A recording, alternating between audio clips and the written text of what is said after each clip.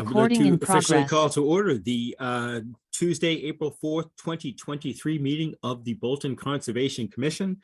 And pursuant to the amendment of Bill H3548 of Governor Healy's March 2023, expressing certain provisions of the open meeting law.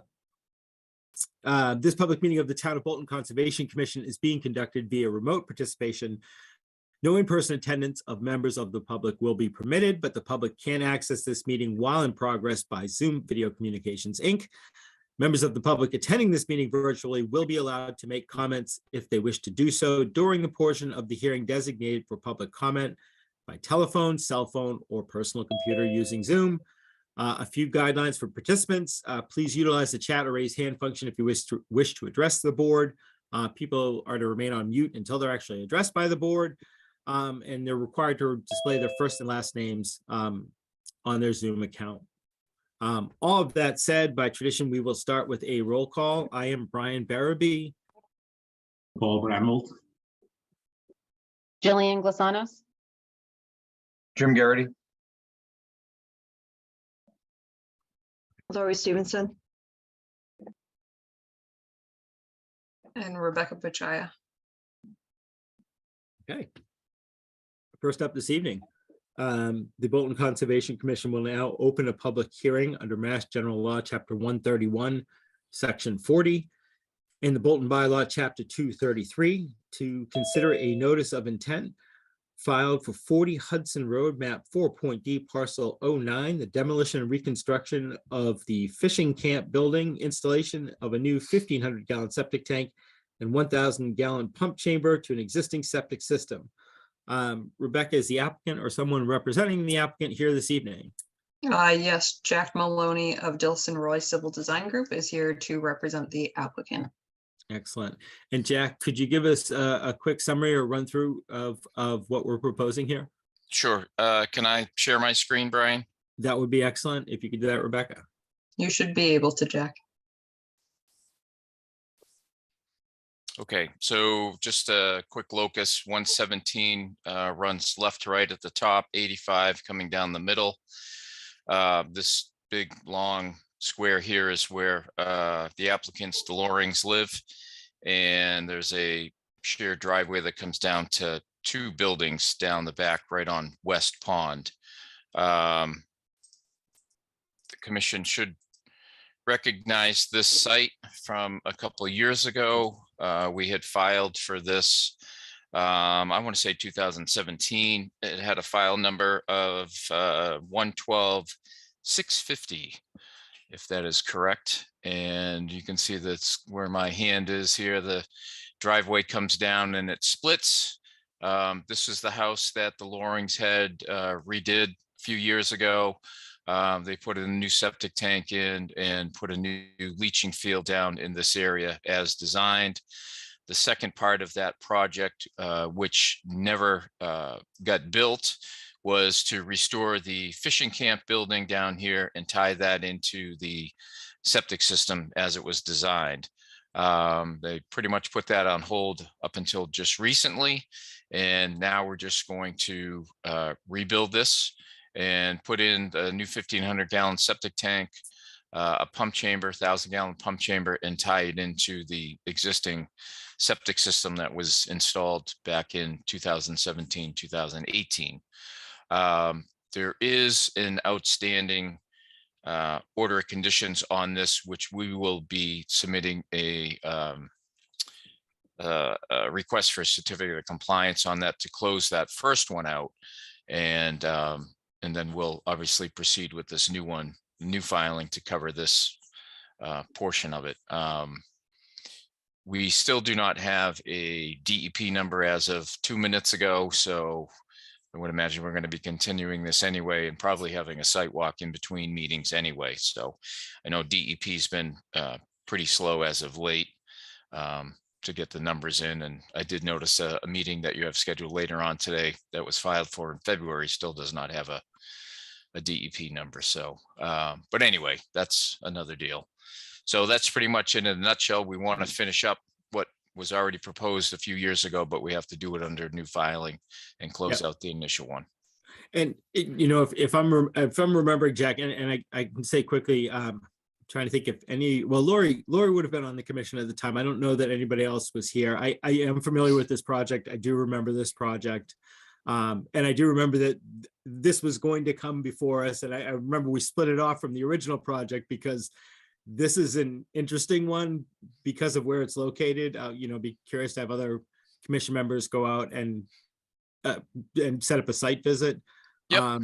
And I know it's just refurbishing what was existing there. I think it's one that we need to, at least I need to review some of the statutes on and some of the bylaws on.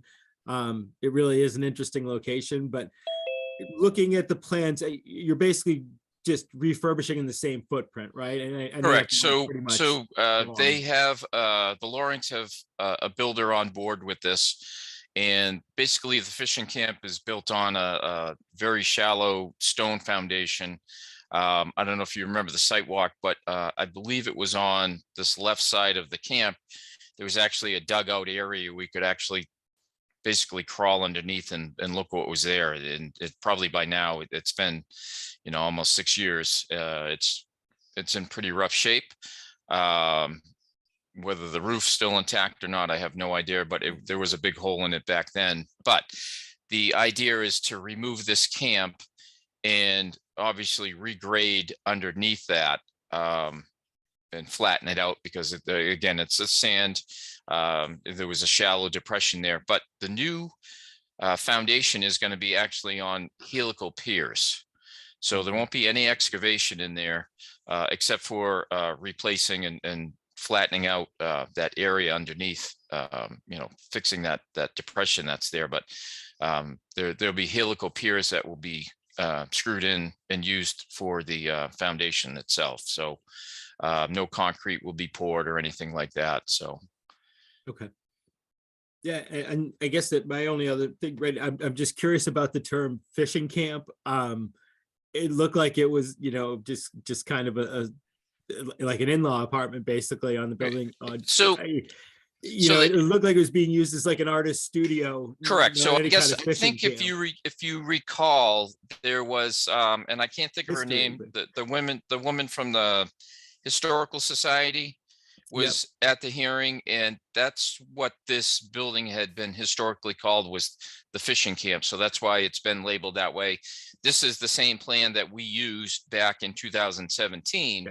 It's basically the as-built for the septic plan, but it was labeled that before. That's what it's always been known as.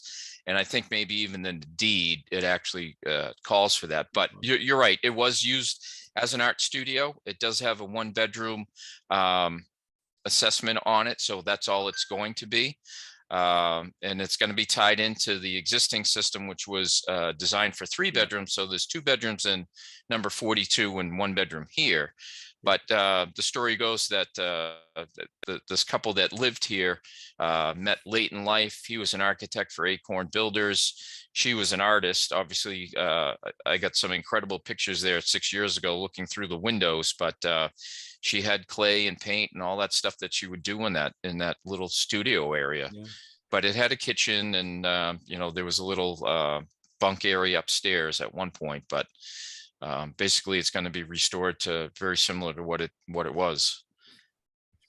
Yeah. And again, I'll be like, as you had said, it's probably good that we try to schedule a site walk if we're going to wait for the DEP file number anyways. And with newer members of the commission, they should really just kind of get it. It's a very unique property. It really is.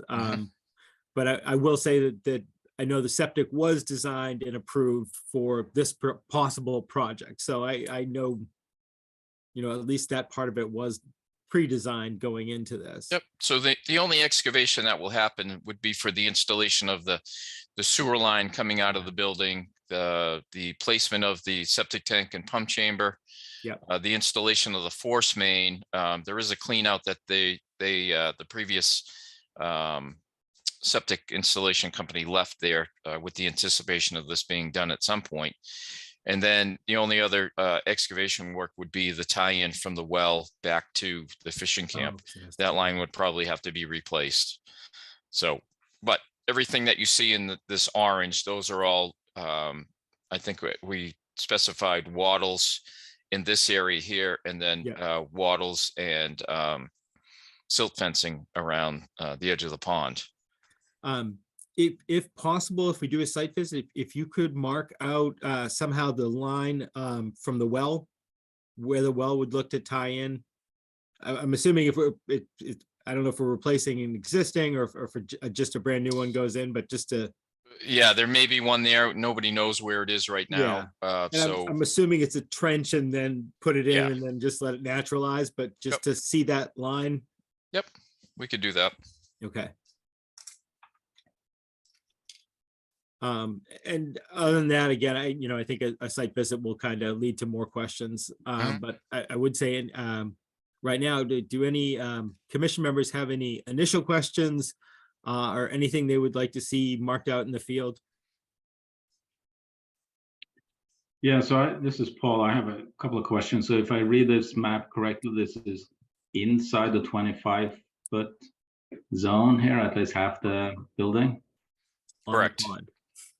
And did the historical society have or commission have an opinion about this building, that it should be kept and restored?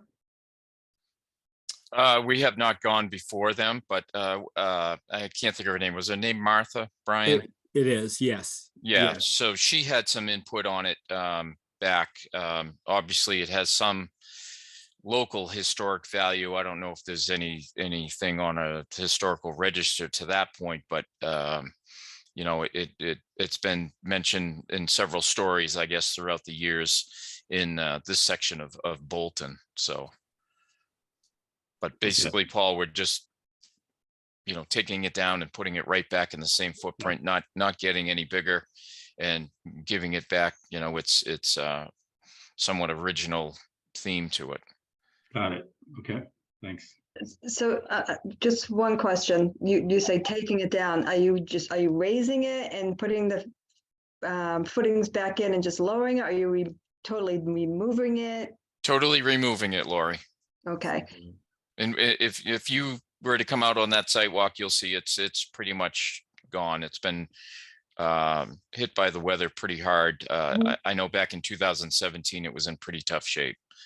Like I said, there was the big gaping hole in one of the roof elevations. I think it was off to the front area here, just outside the 25-foot. There was a big, massive hole in it. So I know that Richard Loring was going to put some tarping up there to try to help protect it and save some of it. But if you look at it, the interior is just really destroyed Sure. from the weather. Okay. Jack, just so I'm clear, so are you going to use the same lumber, or is it?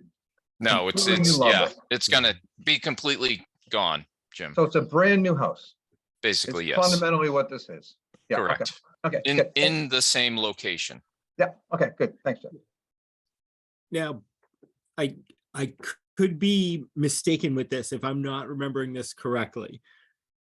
But I wasn't sure. I thought one of the things we wanted to look into, and one of the reasons why we had split it off, is trying to figure out when this construction happened and if it was actually permitted. If this was at one point in time like a fishing dock that these people, then basically housed in, blocked in, kind of built more of a foundation around, built it to something more than it was historically originally, and never really permitted that. I'm trying to think when the Wetlands Protection Act came in. It's literally built right on. Yeah, the I pond, think if if you look at the construction, the house to the left up on the hill was built after this fishing camp.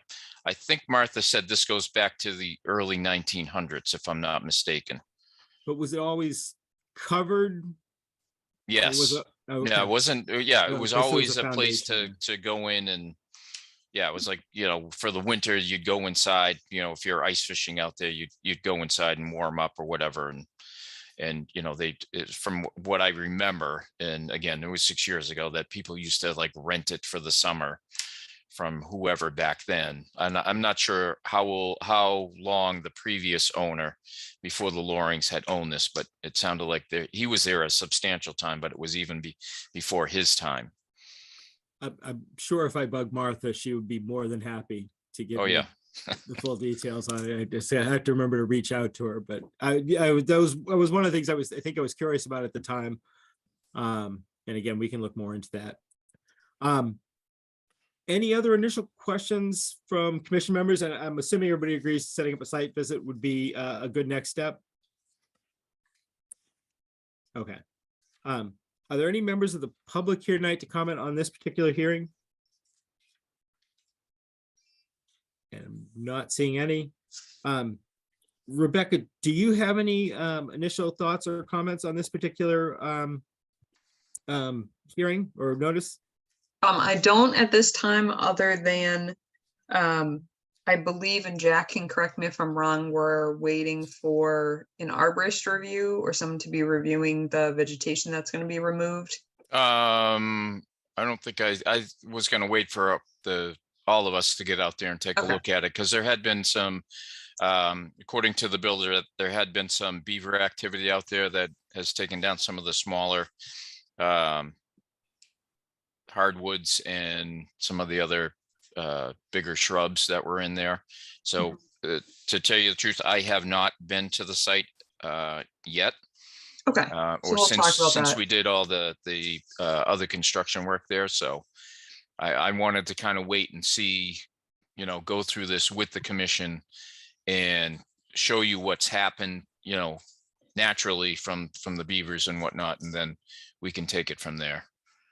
Okay, and then Brian, to the point of the year of the structure, that's something I can ask the assessors about, but I can also do some research on that too between now and the next meeting. That would be excellent. And Jack, Rebecca hates when I try to put two things in one, and I'm generally not allowed to do this, but if there is going to be a request for a certificate of compliance coming up, if there's anything that we would need to see, or you would want us to see as far as checking off that COC, it would be great if we could look at those during the site visit as well. Oh, without a doubt. I mean, we're going to be right there. Exactly.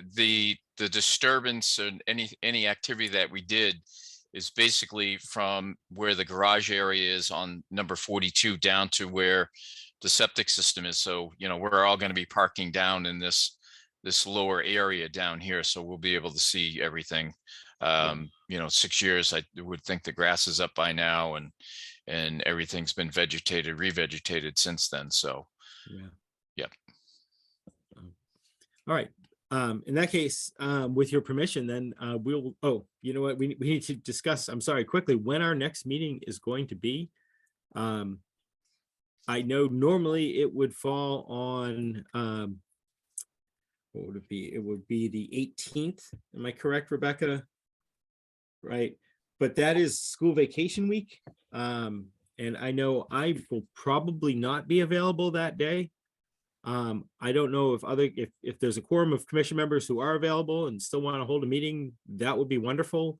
I don't know if anybody else is going to run into that same thing. So just putting it out there, commission members, think we can get a quorum for the 18th?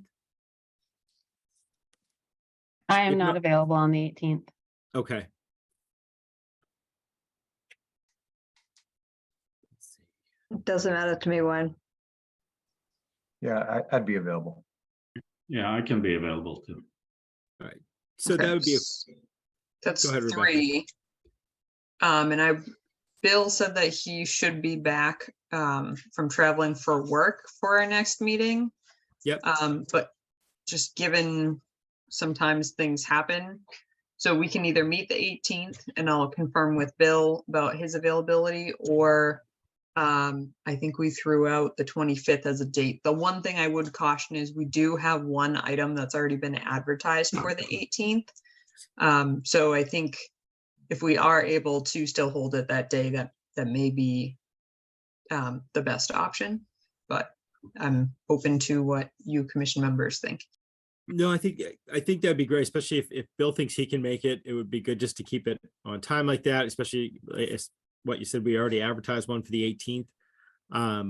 I can't guarantee it, but if push comes to shove, I'll be on the road, but I might be able to log on that night for a few quick hearings, try to move things fast, but again, only if I'm absolutely needed.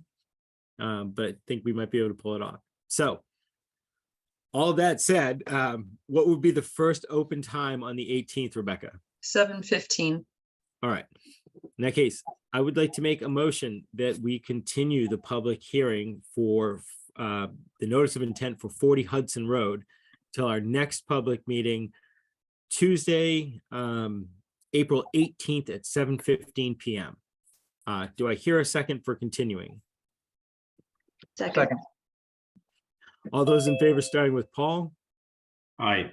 Jillian, Aye. Jim, aye, Lori, aye. and Rebecca, I'm an aye as well. Thank you. And Jack, just as a reminder, for site visits, I reach out to the commission individually, see what their availability is, and then I'll ask you if those dates and times work for you. And your applicants, if there are any dates and times to stay away from between now and the next meeting, from the applicant's perspective, please send those to me in writing so that Yep. I can be sure to leave those out of the options. Okay, will do. Thank you very much. All right, take care. Have a good night. Did commission members have a chance to read through the minutes from our March 21st meeting? If so, any edits and or changes? If not, anybody need more time to read through the minutes? Seeing no issues, I'd like to make a motion that we approve the minutes for our March 21st, 2023 meeting as drafted and presented at this evening's meeting. Do I hear a second for approving minutes? Second. All those in favor, starting with Paul, Aye. Jillian, Abstain. I was Jim? not there. sorry, aye, Lori, Aye. and Rebecca, I'm an aye as well. Thank you. Do you want me to run through the updates quickly? That would be excellent. Okay, as always, the enforcement order update is placeholders until those items come into compliance. So both as a reminder for the commission, the public, and then the individuals who own those properties as well. The update for the Bolton Trails Connectivity Improvement Project, no real changes from last meeting, just continuing to work on scheduling workday events, reviewing the scope, particularly in the field, looking at the approaches to the various crossings, and then material costs. I'm pretty much done with reviewing at this point, so then it's just relating it to the specific scopes, and then just double checking it that way. We are also waiting, just as a reminder, until town meeting to start this work beyond just the coordination and the scheduling, because we are waiting for that portion of the match to be approved through the line item in the budget. So that's why we're not going out buying any materials yet. The upcoming trail walk will be held on April 26th, which is a Wednesday at noon, and we will be hiking up to Powder House Hill, which is behind Town Hall, and the associated summit, which is past the Powder House itself. The big night, we'll probably get one more night. Thursday, we're supposed to have pretty good conditions for that. We have had quite a bit of migration. We're actually starting to see the amphibians migrate back across the roads. So that means they've done what they need to do, and we should start seeing egg masses within the vernal pools within the next couple weeks. The MVP project that we're currently finalizing, so that will finish up June 30th. We have site visits on May 6th for about half the day between 10 a.m. and 1 p.m. throughout Clinton and Bolton. Clinton, again, being our partner community. So if you are interested in attending those or participating, please let me know. We would love to have you. And then, of course, you can visit the website utilizing the link that I'm trying to continuously post on the agenda so it's easily accessible. And through that link, you'll be able to access some of the regulatory review that we've been conducting. So for the commission members, if you do have time to look at those development regulations, it would be helpful to get some of your feedback on that. That's what we had presented to the planning board and the select board a week or two ago at this point, and it's separate from the wetlands regulations that we had presented to this board or commission specifically. But equally just as important, and there is some cross jurisdiction at times within those regulations. So I think it is important to still get the commission's feedback on that. And if you have questions on that, I'm happy to answer them. You can send me an email if you're looking for a more direct link than just the general project, if you have any difficulty navigating that site. Our volunteer opportunities, we have the volunteer land steward position still open and available. We have a commission member seat still open. And then we have our open space and recreation plan update. We met for the third time last week. And right now we are still making progress, and we're working on some different ways to engage the public in providing insights on for that plan and that update. And we will be at Backyard Bolton as well. So if you're there, keep an eye out and come visit. And I'm going to jump back to the item I skipped, which was we had a request from Wayne McKenney, who is someone who participates in the geocaching activity, hobby, however you would like to categorize that. And that in general is almost like a treasure hunt in a way, not to demean it in any way. But if you're on our conservation properties, there are different locations where you'll find a little container with some little trinkets in it. They vary by size and content, but this particular individual was interested in putting some in the area from Lancaster Road in Berlin over into Fifeshire on our conservation property as well. So I notified them that much of the area they were referring to is actually in Berlin, it sounded like, and who they should contact from that town and that property owner and property manager. But for the Fifeshire side of it, I did want to just put that out to the commission.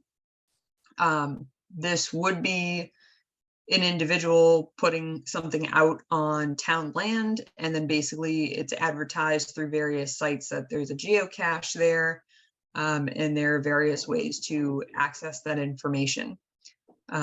So the ask is the commission comfortable with that, or do we feel that the geocaches that are on the properties now are sufficient? We don't want to encourage too many more.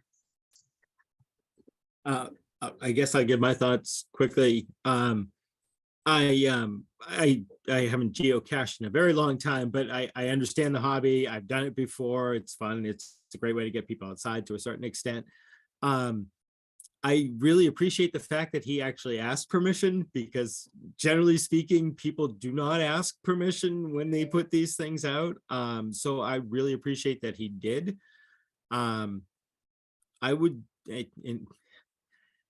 It's tough because I almost want to, we almost need like a policy for it. My initial thought on something like this would be like, again, I appreciate that he asked. I think it's fine to do as long as it's open to everyone. It's great passive recreation. It's not overly intrusive. And that if we saw this becoming a problem where there were way too many geocaches, that, you know, we could take this up in the future to possibly limit that. But then I was also thinking, you know, as long as, you know, whatever you're caching is not offensive, which is a tough thing to get into, because then what exactly does that mean? And I've never run into any geocache that was anything other than interesting, like a little Matchbox car or this or that. But, you know, if people were putting, I don't know, KKK brochures in one or something like that, it's like, that's not something we would allow. So it makes me think we should possibly look at more of a policies and procedures for this. I think in this particular case, if Wayne was willing to share with us what he would be what he is, the actual physical object that he is looking to geocache there. I think I'd be comfortable approving it, going back to what I originally said, where it's a good passive use of our properties. They're not overly intrusive. It gets people out and hiking, and I don't think they're overdone around here yet. But I'm curious to hear what other commission members have to say or thoughts. I was thinking the same thing you said. It's like, all right, what are they putting in there? Is, are they just random, we have no idea. So I totally agree with what you just said. I don't have a problem with it, but let us know what you're including in it. Yeah, I agree. I think it's a great way to encourage people to the sites. So I'm all for that. And it kind of takes them around the site, which is great. So I think it's good. An inventory or some idea of what they're doing is, I think, a good policy. I don't know how you would control it though, because isn't the principle that you find it, you take something, you leave something else behind, and then you move on? Some are, some will have stamps where you basically, you find a stamp, you stamp something, and then, you go on, or they'll have usually often notepads where you can kind of sign in depending. But you're right. There are times that people, you take the little object and you put a different little object. Yeah, I think it's Hard to fun. control. Yeah. I think we guess should the initial encourage it object, if we can figure out how, in a responsible way. Or you just, we work with it until there's an issue. It's an exception. Right. Right. Right. Yeah, and I guess we would always reserve the right to remove it for any reason, if we thought it was ecologically doing, if too many people were going for it and they were trampling an area of the woods, or somebody put something in it we didn't like, we always reserve the right to remove it for any reason. All right, so all that said, Rebecca, I'd love to hear your thoughts on this too. And if you would be willing to reach out to the applicant to ask if he could share with us what it is he would initially want to leave in his geocache. Yeah, I will definitely be reaching out to them to be requesting what is in it or what they're hoping to place. And I believe I already mentioned that before. And they said they were going to reach out to Berlin and then get back to us as well regarding, where exactly they were going to place it. But I did say I'd put it on this agenda anyway. So I'm happy to do that. And I agree with you, Brian. I think it's a good way to engage with people and get people in the outdoors. But additionally, and I did thank the individual for doing their proper due diligence and not just putting something out on conservation property. So I think as long as, and that's been clearly stated a few times this evening, and that's the understanding of the process to get this sort of a thing approved for town conservation land. And like you said, if it becomes an issue in the future, maybe we'll create a policy that establishes the number that can be on each conservation property. But I don't believe Fifeshire has any at this time that I'm aware of. So I don't have a significant issue with it as long as it's something that's not obscene or something that goes against what we would want on town land. Yeah. Okay. All right. Any members of the public here tonight want to comment on that? And not seeing any, unless commission members have any additional thoughts, we can move on to the DPW. Pretty good. Okay. So the Bolton Conservation Commission will now continue the public hearing under Mass General Law, Chapter 131, Section 40, and the Bolton Bylaw, Chapter 233, to consider the notice of intent filed for multiple locations by the Department of Public Works. Rebecca, do we have an update on this? We do. We received the DEP file number, which is 1120725 earlier, with no comments. So no additional comments or insights from DEP. And I was able to draft the order of conditions before this meeting, considering there weren't additional comments. We had no revised plans from last time. I spoke with Randy just to confirm what the erosion sediment controls would be for the areas where footings were being replaced. And so that was incorporated into the order of conditions as well. I don't think I have any additional questions on the orders. Any members of the commission have questions, comments, or thoughts on this particular order? Okay, not seeing any members of the public here tonight to comment on this particular hearing. Again, not seeing any. Brian, I'm sorry, I just have one question. Go ahead, Jillian, please. Saw that there was no reflectors or no, I think I saw that, if that is correct.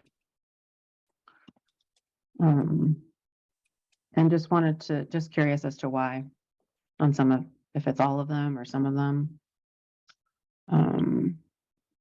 Said reflectors, no. Oh, that's just one, never mind. Some yes, some no. Is there a reason why it's some yes, some no? Is it just placement? I would If I may. defer to Randy on that. I was going to say, Randy, please. Yeah, if I may, the forms that she's referring to are the existing conditions. When we did not have an inventory of the guardrails in town, so we sent out we had a college intern go out and inventory of them. And one of the questions was if the existing guardrail had reflectors or not. Okay. Gotcha. Okay.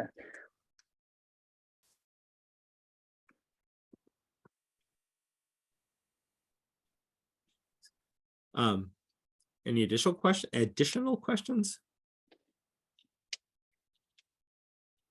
No, not seeing any. I have a question for the chair. Please, Randy. I know you're going to consider a decision this tonight. Because there are, I think, 21 locations, how would you want to see this sign with the DEP number? Do we want 21 different signs or one sign in one location or what? It's a good question. I asked Rebecca, do you know how we've done it in the past, or what would be the easiest way administratively? Or What I'm going to make a suggestion, but I would say I can also reach out to whatever the decision is of the commission, because it doesn't establish where that needs to be placed. That's established at the pre-construction meeting. It just needs to be visible from the roadway and accessible. So I can reach back out to DEP and ask them for some reference on what their best suggestion would be or what's acceptable to them. Since they're the ones that sign is for, is along with us, in addition to a copy of the order of conditions as well, which is typically left watertight container on site. My suggestion is, though, and again, I will reach out for some insights on that. My suggestion would be, honestly, leave it on the outside of the DPW building, at least the order of conditions. And if that's not acceptable and there's an area with sort of a focus of the amount of guardrails being replaced on that roadway, then to place it there. But I will double check with DEP on that, because I don't have an exact answer for that, and that's a good question. But I think placing it at, the Public Works building will also direct DEP, for instance, if they have a question, they can go right in and talk to Randy or Leslie about it. Wouldn't you be working, would you be working on one location at a time or multiple? That you can just pick it up and move it to the next site? Oh, good. It's really, it's up to the contractor. The contract has not been awarded yet, but they may come in with more than one crew. That's not unusual. There's some fairly big firms that have taken out the specs as of today. I'm trying to, as I drive around, I'm trying to see like highway paving projects where where the signs are located along the highways and stuff. I know Route 2, they've just put out a whole bunch of wattles behind the guardrails in the Westminster stretch. And I noted I could not locate a sign. So I'm just curious if the sign is at the state depot or the state maintenance depot or what, I don't know. Yeah, no, I'm curious as well. I kind of like, I can respect Rebecca's idea if you have it outside DPW. Again, I guess people would know where to go to ask. And I rarely ever do see the signs. I'm tempted to say go, have Rebecca ask DPW or DEP for, best practice and just go with that. But I'm nervous with what they'll come back with. There's best practice and there's best practicable practice.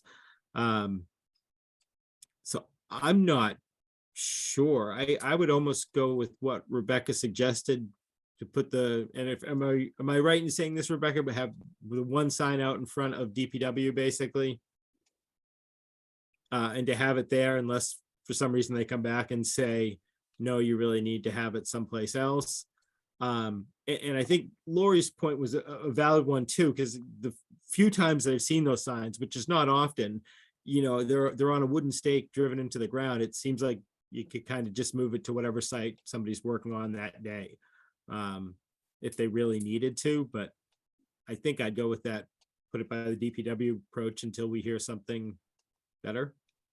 Would that make sense, Randy, or would that be workable?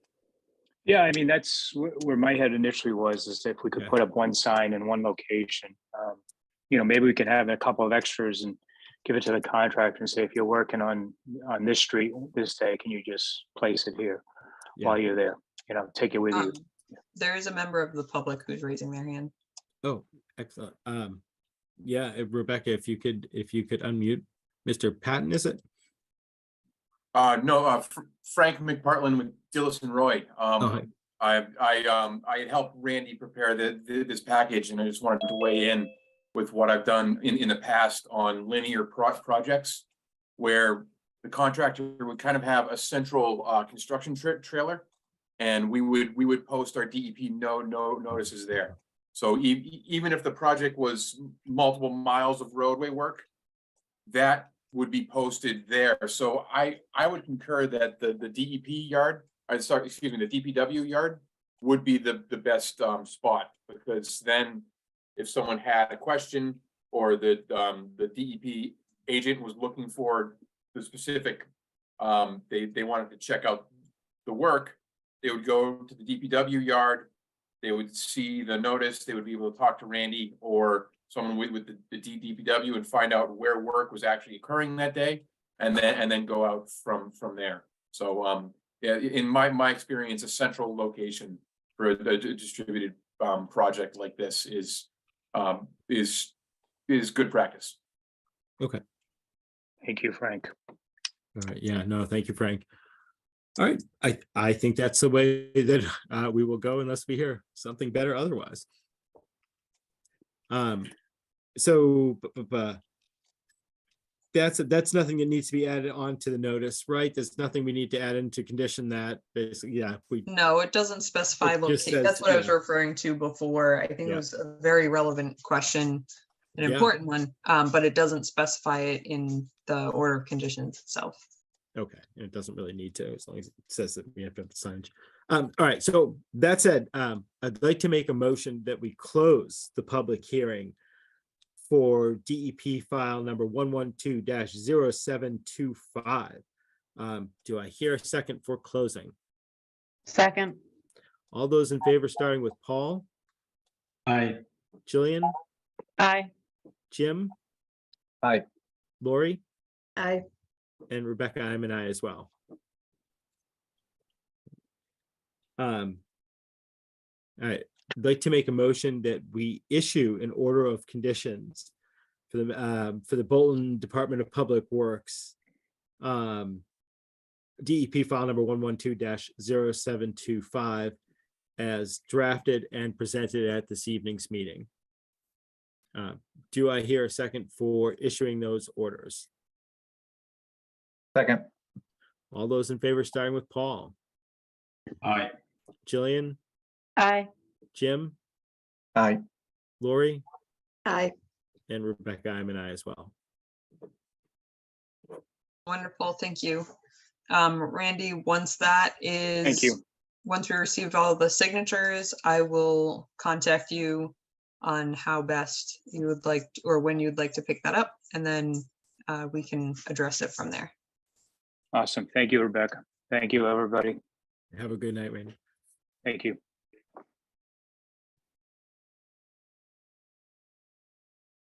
All right.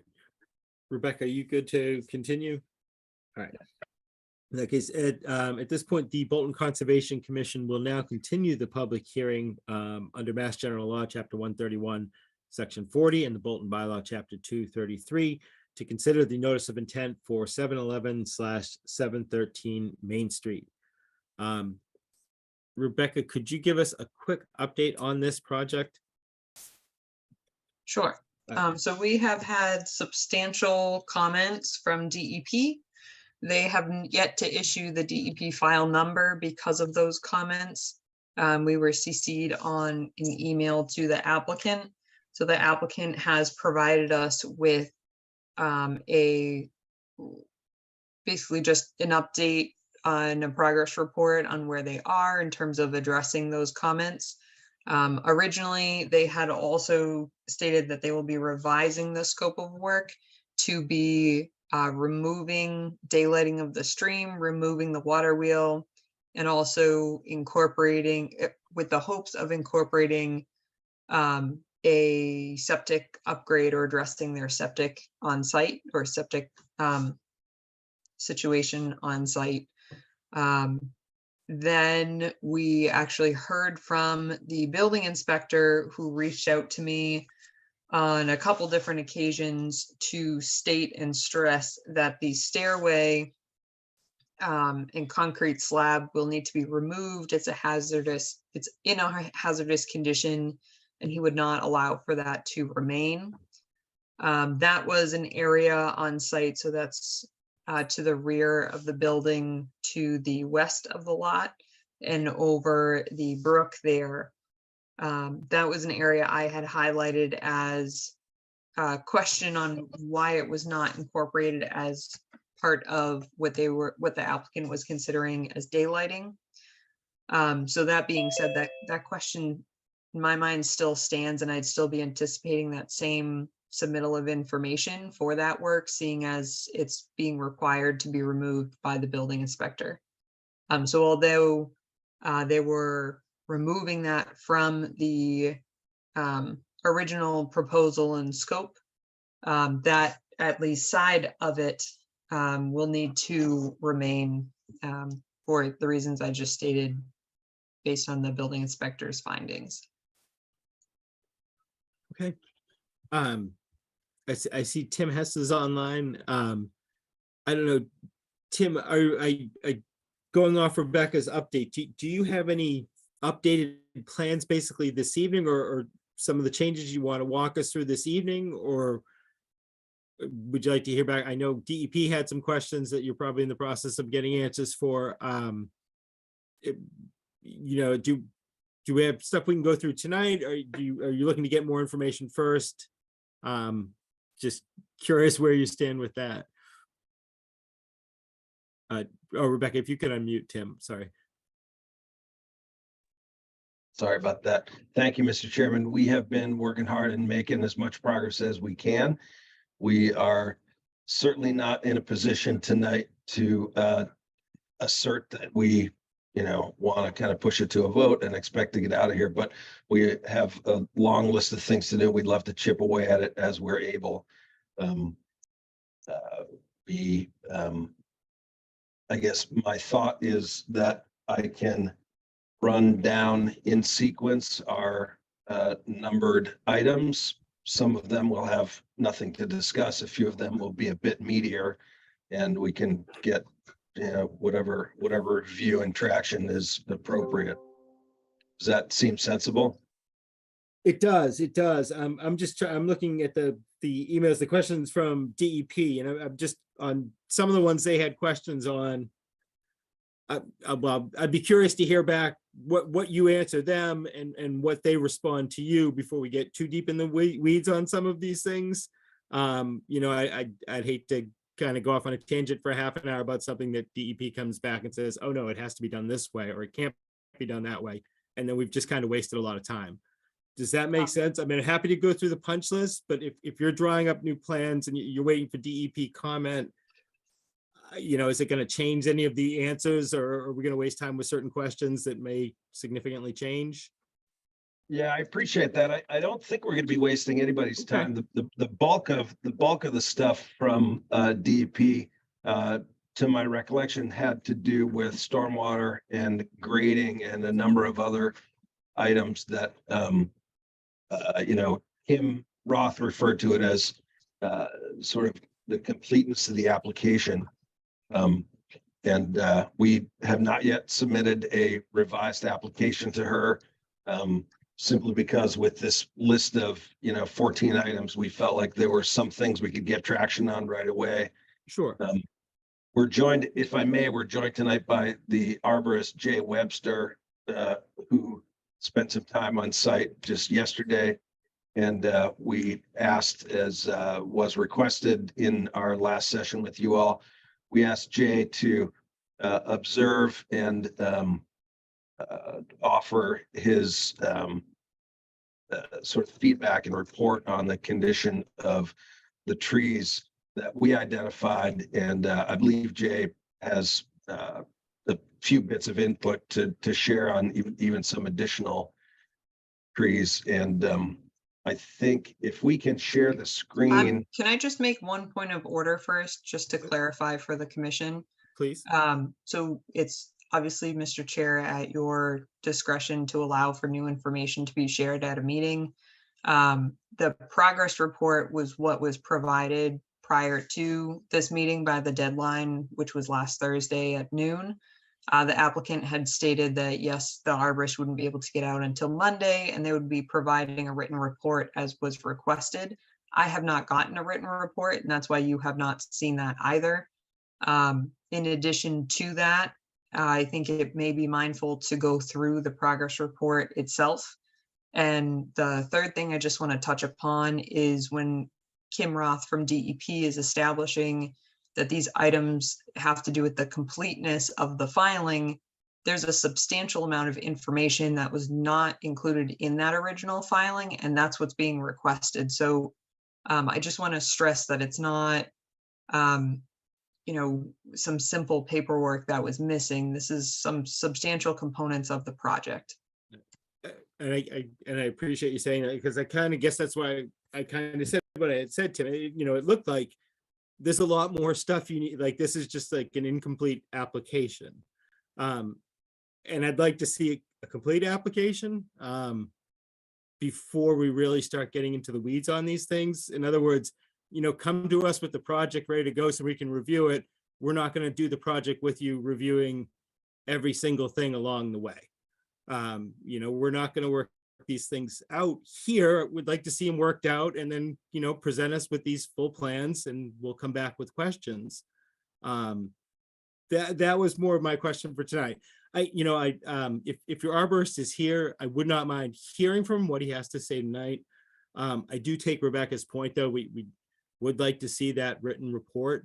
And I would say to members of the public tonight, you know, one of the reasons we like to see the written report is sometimes we'll pass it by the tree warden or a different arborist to see if it can be read in different ways or understood in different ways, or they may disagree with what this person has to say.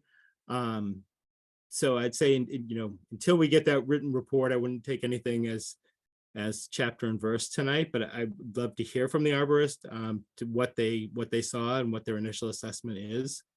But as far as going through the rest of the plan, I think you're really going to get the full plan in. I kind of read those emails the same way Rebecca did. It sounded like DEP was saying you're missing a lot of stuff here. And I'll put it out to other commission members, their thoughts. I don't know if you had a chance to read through those emails and what DEP was saying, but you know, it just seems like this is an incomplete project, and I'd rather you come to us with a complete project.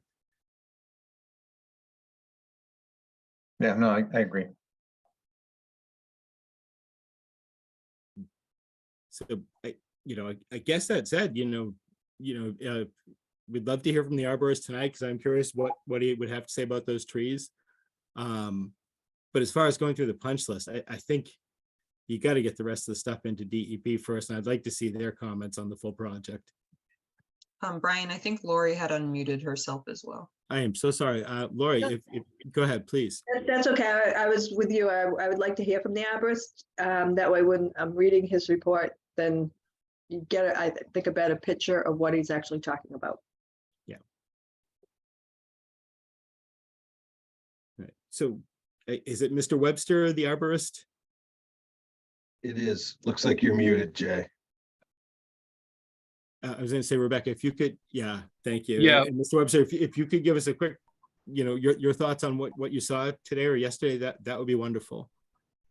Sure, absolutely. So I went out and met with Nick on site yesterday, and we did a quick site walk. The time it was available.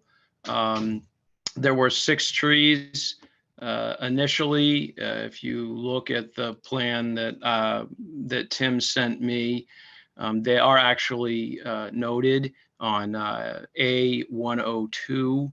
If anybody has access to that, I'm not sure. But there are 6 trees there. And I just took some pictures so that everybody could kind of see visually what it is that I'm talking about. And I don't know if that's accessible either. Who has Have it ready um, if you'd like it. Mr. What's that? Chair, Mr. Chair, if we can share screen, Yeah. we've got those images in Jay's notes. Yeah, Rebecca, if you Tim, you can allow Tim to share his screen. Okay, perfect. Or Nick, sorry, thank Yeah, you. Nick's got it here. Okay, Thank so this was just pictures that were snapped yesterday and just put down so that I could talk about these. The first one is actually not one of the trees. It was just one that I wanted to point out. Nick had showed this. I noticed it standing in the driveway. It's a large multi-liter pine, and this is a condition of concern in certain circumstances. It's known that codominant leaders, when you have included bark, the structure is not as strong as if you have a single leader tree.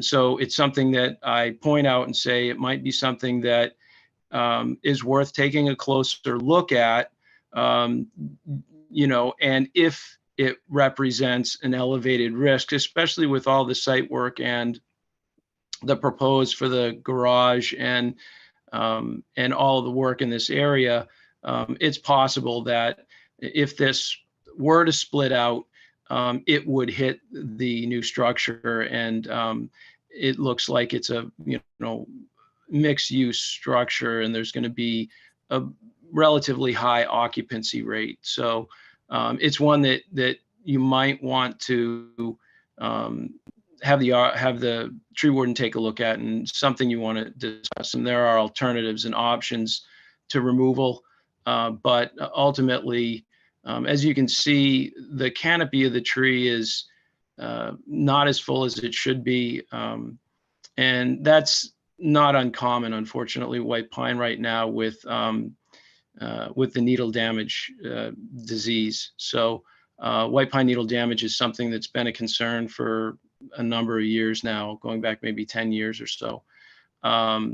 So the tree has a little bit of a health issue, and structurally it may not be ideal for the situation. So it's one that I pointed out. It was not one that was requested for removal or noted initially. If you roll down to the next picture, this is a tree one of the trees that was requested for removal. It's a red maple. This tree has some decline in the canopy. Structurally, it has a cavity and included bark between the 2 leaders. And it's one that is also located in very close proximity to where the new structure will be. So it's one that I agreed with the assessment and I'm not even sure who initially picked these particular trees out. That they were, I think Nick said it was the owner of the property, and I don't disagree with his assessment of the fact that if you're putting a new structure in there, this could potentially be an issue. So that's red maple, and then if you go on to, and that is one of the trees. This is just the second of the trees that was requested. It's dead, and it's leaning, and it's going to go over at some point. I don't think it represents a high risk, but it's going to fall over. So that one was just pretty straightforward. If you go to the next slide, this just shows standing in the parking lot looking out. You can see the tree in the middle. That one right there is the red maple that we were just talking about. So you get a more full view from another direction. The dead leaners to the left. Yep, that's correct. And then the multi-leader pine is the red arrow, and that's the one. And so it's set back closer to the road, but it's still close enough that it could potentially be an issue. And then the tree to the right is another tree that was indicated for removal, and that's a white pine tree. And this tree has a relatively significant amount of damage and decay in the trunk, and it can be a concern with white pine. So it's another tree that I would agree, although it's leaning away from the project, it still represents an elevated likelihood of failure. Whether or not that means it will impact the target is questionable, but it's still a concern depending on the project. And so if you go to the next screen, this is actually a close-up of that pine. And as you can see the picture on the left, there's woodpecker holes in it. And yeah, and the damage extends the length of the trunk. And the tree leans with a lopsided canopy. So again, I would not argue with the initial assessment on site of whoever made that decision that the tree is questionable. So again, if you go to the next slide, this is a tree that was not marked for removal, but as I walked through to look, it was one that was clearly structurally compromised. If you look at the picture on the left, you can see that it leans pretty heavily towards the parking lot, and there are cars parked there. It's one that you might want to consider taking some kind of action, doing some sort of mitigation. I don't think that this tree is probably going to impact the project, but it might impact the parking lot. So it's one that you might want to look at. And again, if you look to the picture on the right, it's a codominant, two trunks with a pretty significant inclusion between the two trees. And in the next set of pictures, you'll see that there's actually decay at the base and in between the two leaders, which is evident. So if you roll down to the next picture, you can see that I've pointed out the cavity in the leader where the orange arrow and the blue arrow as well. So there's some decay at the base of the tree where it's been compromised, and some damage and decay in between the leaders. So this was one that I just figured it's sort of within the scope of work, but I don't think it will impact the project, but it could impact the parking lot. So if you go down to the next slide, this is the sugar maple that's leaning towards where the barn was and the new structure will be. And it has suffered tear out. At one point, there was another leader there that split out, and the wound has not closed. It's open. and it's decayed. The tree has a very heavy lean towards the new project. And this is another one that I don't disagree with. If there's going to be some kind of a sitting area or any kind of pedestrian occupancy, I think that it's one that needs to be considered, you know, for removal. There are options, again, that could be discussed, but there are pros and cons, you know, to mitigation options. But it's definitely one.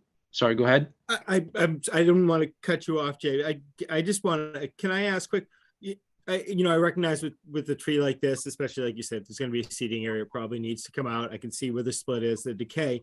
What I'm never really sure on is, you know, this tree could come down any day now. This tree's probably going to come down the next 5 years. This tree might be fine for the next 50 or 60 years. It might not be, which is a whole different range. I never get that answer. Like, if nothing was done to this tree, is it, you know, the next 5 years, something's going to fall over, or the next 40, or you have no way of knowing? Could you? So I did not do a risk assessment, which is where we start to make some of those subjective opinions about the structural stability of the tree. So to come right out and answer your question, there is no way to quantify this. It is a qualitative assessment, and it is something that we use our best judgment based on past experience as to the likelihood of failure. So in order for there to be risk, you have to have likelihood of failure, likelihood of striking or impacting a target, and the consequences within a given time frame. So those 4 keys have to be met to develop a risk analysis. And in order for it to be somewhat valid, there is some subjectivity to it. You know, however, we've done the best we can with the TRAC, which is the Tree Risk Assessment Qualification Program, to take as much of the subjectivity out of it as possible, but it still has a lot to do with the particular person who's doing the assessment. So to answer your question, there's nobody that can give you an answer saying a 60-mile-an-hour wind out of the Northeast is going to give you an 80% chance, a likelihood of failure. That would be great. We could all work with that. Unfortunately, that's not a reality, and it's not something anybody can do. There are some more advanced techniques that we can use. You know, there's a tree pull method, which will generate some data and give you more information.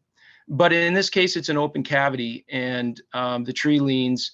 To answer your question about when, you know, we usually do the assessments within, you know, a 5-year period and say, what's the likelihood of failure given normal weather patterns? And that's being not excluding the 10% of crazy storm, snowstorm, ice storm, hurricane that comes through, because at that point, even a structurally sound tree has a relatively high likelihood of having some kind of a failure.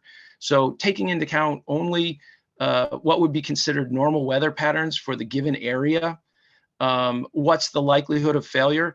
And as you pointed out, it is a guess, but it's the best that we have to go with. What we default to is looking at occupancy rate, and then really the big question is consequences of failure. And when we start looking at that and we start talking about human casualty and injury, the consequence goes up fast. And, you know, part of that, of course, is occupancy rate. And there's, you know, a very, you know, that's something that, you know, is a little bit debatable, but anyways, and we do in advanced assessment calculations on occupancy rate to try to get a better idea of what the likelihood is of someone being hurt. But in a situation like this, the risk really is probably more than you want to accept trying to save this tree. It is the likelihood of failure of this tree compared to a tree that doesn't have this kind of a significant condition of concern is relatively high. And there, you know, I would put this in a higher category of failure within the next 5 to 10 years, even not considering the weather pattern changes we've experienced. So higher winds, a lot more storms than we've been dealing with in the past. I hope I didn't get too long-winded, but I wanted to try to give an explanation a little bit about how that works and what the actual risk is. And to come right out and tell you, when I did my site walk, this was just a visual assessment. There was no risk assessment done. So I did not do the full workout on this tree, and I can't sit here and say this is low risk, this is high risk. If anybody is interested, there are documents that you can look at that, the sheet that we use for TRAC, for the tree risk assessment. And the reason that I use TRAC is because right now, in my opinion, it's the best assessment method that we have. It's industry standard, and that's important. So you have to be able to prove that the method that you used has been accepted industry-wide as a standard that's, the best that we have right now. There are several other diagnostic tree assessments out there, but TRAC has gained a lot of respect and popularity in the industry. And I think that's where most people are going with the risk assessment is with the TRAC. All right.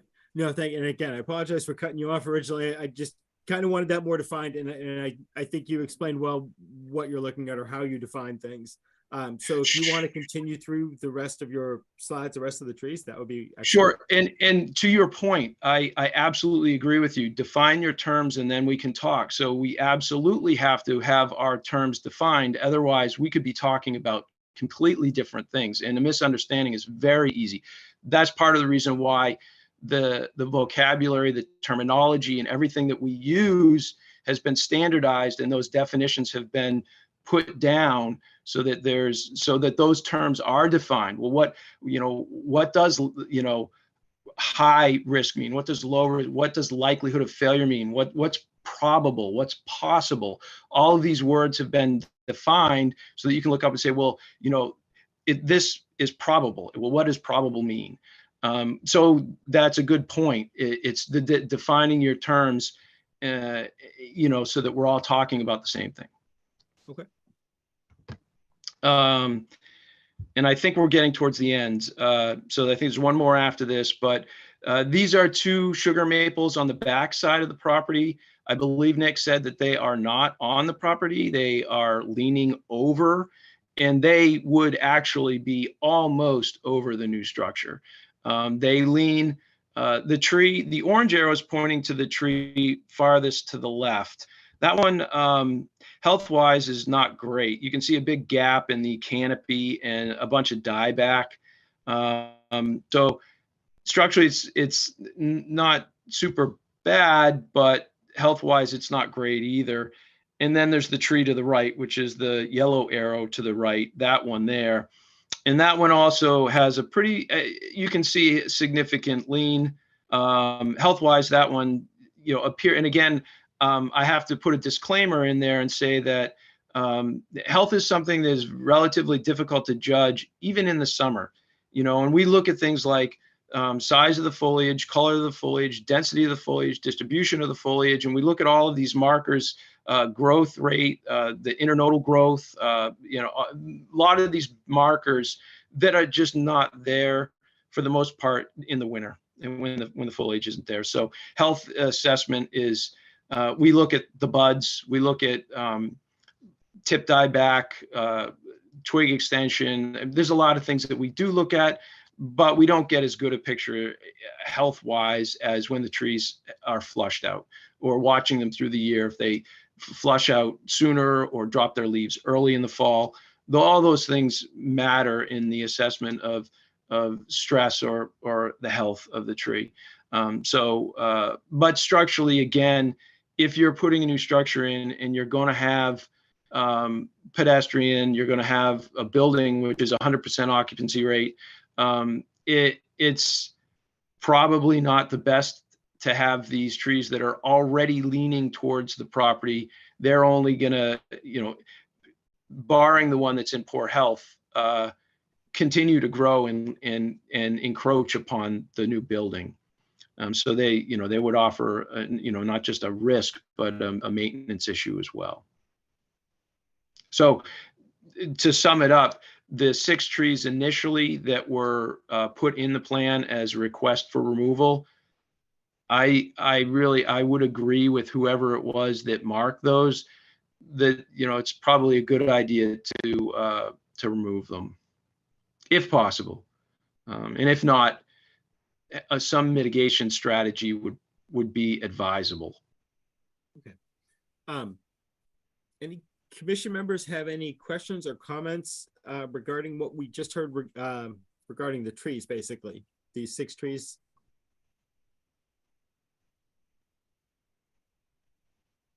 I'm not seeing any questions right now. I would say, Tim, I'll read through give me a chance to read through the written report and everything, but I appreciate you coming out and taking a look. I think you've made a strong case. And I think it's something I want to read through the written report, but I think I would agree, especially over some of those pedestrian areas where some of these would need to come out. And we can probably work on mitigation with that. But again, it would probably be a site-wide mitigation type strategy. Any commission members have any, I shouldn't have any members of the public here tonight to comment on this, that have any questions and or comments? I'm not seeing any. Brian, I'm sorry, Brian. Go ahead, please. Yeah. I'm assuming that the trees that are on town land, that the tree warden would have to approve the removal of those as well, correct? Oh, I would, yeah, that would be something that the tree warden would certainly be involved with for sure. Okay, great. Thank you.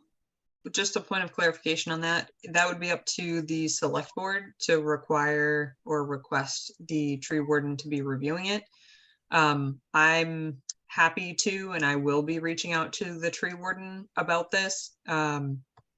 But in terms of, will the tree warden definitely be part of the decision? I can't confirm that because it is the select board's, it's at their discretion. It's obviously to their benefit to involve the tree warden, being that expertise in the town, but just noting until they establish that, technically there isn't anything requiring him to be a part of that because they're not a public street tree.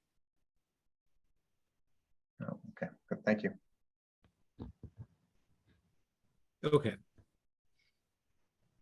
All right, so not seeing any questions regarding the arborist and the trees for removal. If possible, and again, I'll open it up to other commission members. That Tim, I'm going to make the motion that we probably continue to our next meeting, so that we can hear kind of back from DEP and see more of what your full plan submitted to them looks like, which will kind of give us a better idea of how we want to proceed. So with that said, with your permission, I will continue until our next meeting. Please do. Thank you. Okay. In that case, I'd like to make a motion that we continue the public hearing for 711/713 Main Street till our next public hearing, Tuesday, April 18th at 7:30 p.m. Do I hear a second for continuing? Second. All right. All those in favor, starting with Paul, Aye. Jillian, Aye. Jim, Aye. Lori, Aye. and Rebecca, I'm an aye as well. Thank you. All right. Thanks very much. All right. Thank you.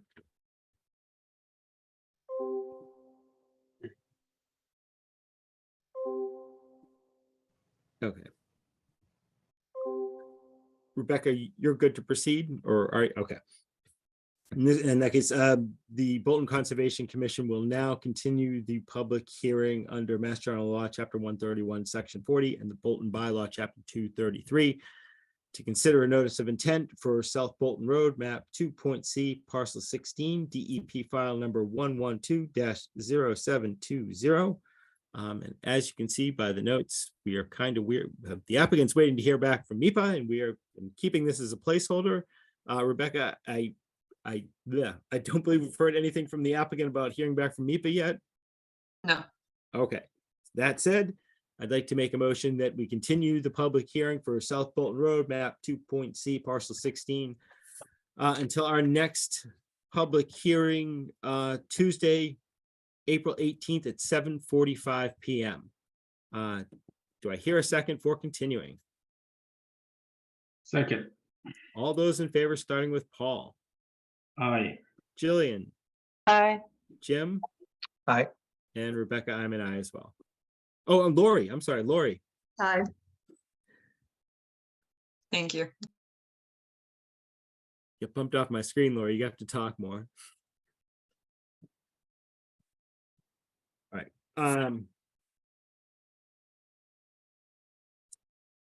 We're good. All right. So the Bolton Conservation Commission will now continue the public hearing under Mass General Law, Chapter 131, Section 40, and the Bolton Bylaw, Chapter 233, to consider the notice of intent for 159 Ballville Road, Escalante International. Rebecca, could you give us a quick update as to where we had left off? Sure. So at the last meeting, we had been provided with some revised plans, and at the last meeting, the applicant had provided a summary. And the reason why is because there was actually a question asked by the commission. So it was very relevant to bring up the recent revisions at that time because it directly addressed some removal of material that the commission was concerned about that was there for some time, but also requested to be removed. So they addressed that pretty quickly. And then there was some follow-up correspondence between myself and the applicant, just clarifying some of the comments from last meeting. There was no real substantial or substantive changes that were required at that time. So that is where we were. I did request comments from the commission. I didn't get any. So I have started drafting the order, but I was unsure if there was anything this evening that the commission wanted to add that they had yet to have time to relay to me since the last meeting. Thank you for going through that so quick. I did not have anything additional to add, but I want to open it up to commission members. If you do have anything additional to add or any additional questions, comments. Okay, seeing none. Are there any members of the public here tonight to comment on this particular hearing? And again, seeing none. Rebecca, so my understanding is you've begun to draft the orders based on everything we've received so far and all the updates. Yep. If we were to close tonight, would we be able to vote on the orders as currently drafted? Yep. Or you as currently drafted and discussed at previous public hearings, or? Okay. Yeah, you certainly could. Like I said, the only pieces that weren't incorporated were any potential comments that the commission is, Okay. if they had any for this meeting. Yeah. All right. So that's why I just wasn't saying they were final yet. Okay. So does any commission member have any additional comments or anything to add into the order as it is drafted? And not seeing any. I'm then going to make the motion that we close the public hearing for 159 Ballville Road, Escalante International. Do I hear a second for closing? Second. All right, all those in favor, starting with Paul, Aye. Jillian, Aye. Jim, Aye. Lori, Aye. and Rebecca, I'm an aye as well. One point of clarification, Paul has to abstain. I'm Ah, sorry, I abstain. So thank you. my apologies. All right. It was good practice for this next step. I'd like to make a Yeah. motion that we issue an order of conditions for 159 Ballville Road, Escalante International, as drafted and submitted at this evening's meeting. Do I hear a second for issuing the orders? Second, All right, all those in favor, starting with Paul, I abstain. Jillian, Aye. Jim, aye. Lori, Aye. and Rebecca, I'm an aye as well.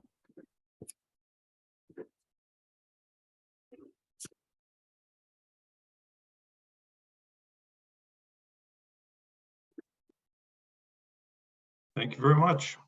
All right, thank you. Have a good Thank night. you. Thank you. All right, thank you. Take care. And I'll see you in a couple weeks. Yes. Rebecca, I'm looking through updates. Did we actually get through our entire agenda? We did. My goodness. Do any commission members have any new business, anything they want to add, or just rant and rave about quickly? Seeing nothing. I'd like to make a motion that we hereby adjourn the Tuesday, April 4th, 2023 meeting of the Bolton Conservation Commission. Do I hear a second for adjourning? Second, All those in favor, starting with Paul, aye. Jillian, Aye. Jim, Aye. Lori, Aye. and Rebecca, I'm an aye as well. Wonderful. Thank you. All right. Yeah, thank you all and have a good night, Rebecca. Recording stopped. Thank you, you as well. Yeah, Right. have a good night, everyone.